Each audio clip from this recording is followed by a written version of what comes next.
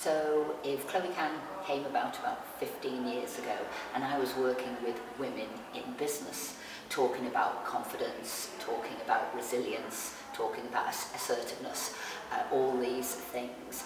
And then I realised if women in business, if women later in life are struggling with these, well, what about girls in school?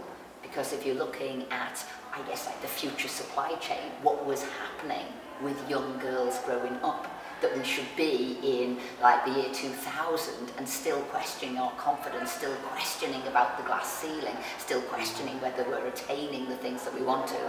So I went back to university, I did a master's in corporate governance, and I did my dissertation on the traits of successful women, and particularly those who'd come from maybe a tougher upbringing. So what were those character traits that allow you to succeed? And from that, I began the charity, going out, meeting with young girls in schools, originally across Merseyside, who were on free school meals or on pupil premium in the disadvantaged areas, saying, what would you like to be?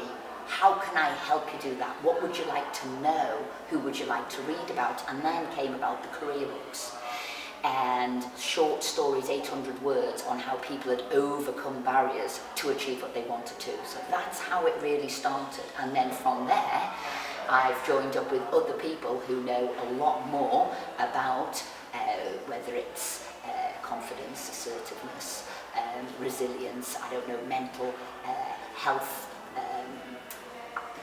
I don't know, the difficulties of social media, the difficulties with having to be perfect in this world, the difficulties of low self-esteem, and really how do we overcome them. So I do the career stuff, I understand sort of careers, but working with a whole host of people to help young girls going forward. So it's been on a journey.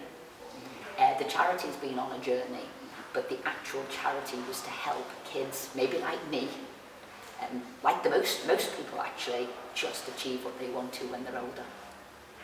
Has definitely evolved, and actually so in a way has society. And when I say that, maybe I'm talking mainly like social media and the impact that's had. So 15 years ago, really, I was talking about careers, what you needed to do to achieve those careers, what grades you needed, what hobbies you needed to do, what you needed to read about.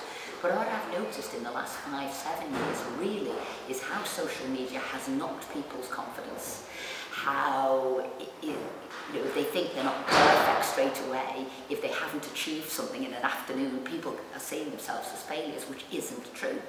So working with Sue and working with a whole team of people who've been in education all their life, put together this program, the CAR program, Confidence, Assertiveness, Resilience, to really help young girls understand the component parts of that, understand you've got to try and fail to succeed, to understand that if you fail, how do you learn from that and move forward, and how to understand that nothing happens overnight, nothing will be as instantaneous in life as that, so how do you keep going? And I really think social media has played a big impact in knocking people's confidence.